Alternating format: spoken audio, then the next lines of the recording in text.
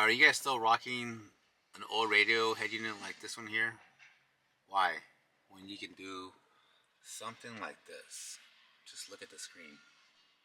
What's going on, guys? Welcome back to the channel. Great day. Well, today we're going to be installing this brand new head unit from Dasaita. This is their latest and greatest model that just came out a few weeks ago and hit the market. They had a model before for the second gen Tundra that they came out, and people loved it. But one complaint was that the customers did not like that it did not have a physical knob for the radio button or for the radio volume. So what they did was they remodeled, reamped this head unit and just installed a actual physical knob so you can turn the volume up and down instead of having it be a push button, which, you know, people like buttons still. People don't like having the touch screens and having delays. So it also has a couple other new features as well that the model before this did not have. It has a brand new 11.6-inch screen, 2K QLED display. It has a lamination technology which on the screen, so it kind of reduces, I guess, the dust inside and delivers a cleaner, sharper image, which actually kind of reflects or deflects a lot of the glare on the screen. Also has a feature called a gyroscope, which a lot of new model trucks, off-road trucks, have built into the clusters, where you can see the tilt and angle and degrees of the truck, how much it's, you know, tilting forward or backwards on, like, if you're going up a mountain or rock climbing. This has got that built into the screen, so that would be pretty cool to see how that works. It also has an updated, I guess, the way you mount these. Before, you would just use the original plastic clips, and that's all it would hold it in place on the screen, in the dash of the truck. And I guess people were complaining that, you know, they felt that the radio was too loose and it was going to fall out. So they updated that on these as well. It's got, I guess, a custom bracket that you could screw this into the dash. So we'll see how that goes. All right, guys, let's go ahead and unbox this and get this thing in the truck. Won't bore you too much with the unboxing, but looks like we do have some nice, good, colorful, and this kind of gives you a bit of detail as far as like what are the actual stereo wire diagram in the back and what all the features it has. It does have a GPS antenna, 4G antenna, sub out camera, and front camera. You can actually add a front camera with this head unit as well. That's kind of cool. I might do that eventually later on. These are the brackets for the actual radio. So these are the brand new brackets that it comes with. So these are what's going to hold the actual head unit to the actual dash so it doesn't rattle around. What else we got here? Let's check this out. This is a unit here. Look at that screen. 11.6 inches right there. Alright, guys, let's get started. I believe we gotta just pull the shifter knob off really quick.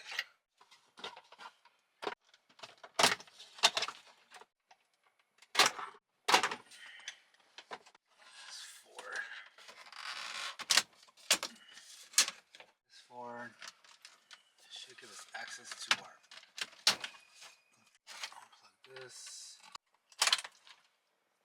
It should give us enough room to at least get to our 4 screws. There should be 4 10mm screws.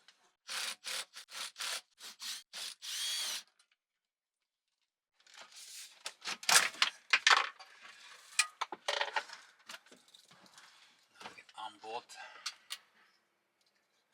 undo all our connectors here on the old factory radio.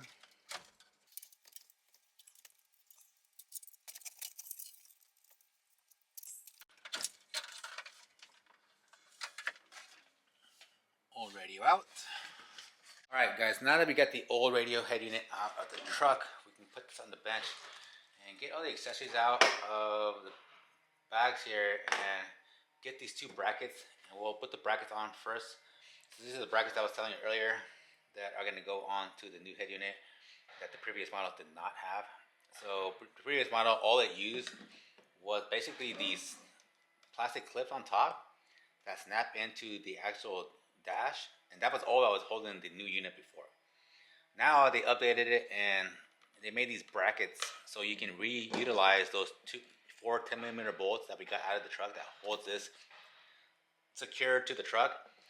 We're going to install these on the truck so we can reuse those bolts. So Basically on the head unit, it'll say L for left. Grab your L bracket, and we're simply just going to line up the holes. Left side. I'm not sure if Dasaita offers these brackets for the previous model. If it doesn't have them, that'd be something to ask and find out. Because if it doesn't, and they do offer it, that definitely would be something I would look into. We're going to go ahead and get our connectors and simply just connect everything in the back. It's going to be pretty simple. This is going to be for our backup camera, and like I said, everything is just basically plug and play. It all goes into one spot. These are our outputs, our Wi-Fi antenna, our microphone. Alright guys, so right now I'm just kind of finishing up making all our connections. Pretty self-explanatory, just connect all the factory connectors into the main harness. One thing that we are not going to, well, that's not going to at least work on the screen is the factory reverse camera. Since the factory reverse camera on my truck pops up on the rear mirror, which we could make work to this radio, but honestly guys, Toyota's factory reverse cameras are really low quality, and it's going to look good here because it's such a small screen, but if you try to put it on this big screen, it's going to look really bad.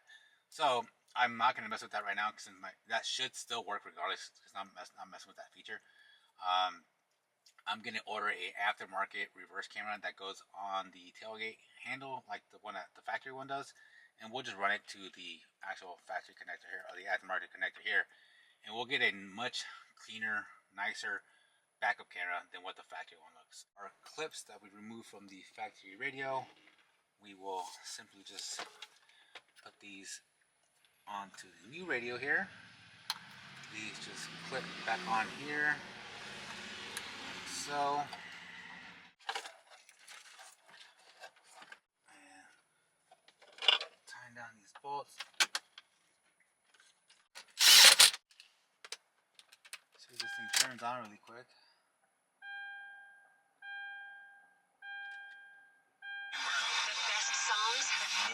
We got radio, we got sound. And connect our device.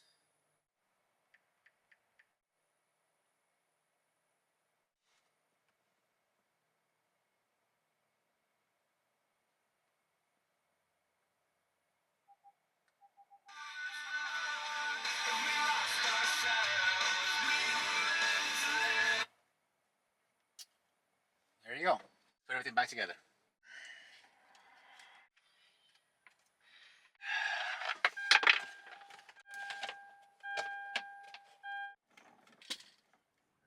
Alright guys, well, it's been a few weeks now since we installed the new head unit in the truck, and I didn't want to give you guys a review right after I installed it and tell you how great this thing is and how wonderful it is and how you should pick one up without me actually having to have used this for at least a few weeks, and then give you my honest opinion whether, you know, it's worth the money, or whether you guys should go ahead and invest in one for your own vehicle. And like I said, I'm at my son's baseball practice here, and I figured, you know what, this is the best time to go ahead and give you guys my review now. It's been about 3 weeks since I've installed this, and I can honestly tell you guys, it is worth the money. This thing is amazing. I can't believe I had that old radio in here, and I don't know how I was even driving this truck with it. This thing looks amazing in here. It just looks so factory. Look at this thing. And it looks great, especially at nighttime. So right, I have the lights on, turn it off, and it'll go straight into day mode. And as soon as you click on the lights, it goes straight into night mode. It has so many features. I'm not going to go into detail with all the features it has, because there's just, I mean, I could go on for an hour and give you guys detail little by little as far as what this has. But obviously right off the bat, this is the home screen. When as soon as you turn on the car, this is what you're going to see. You got your settings, you got Apple CarPlay, you got Google Maps here, you got, this is the gyro where it tells you the angle of the vehicle where you're off-roading degree wise.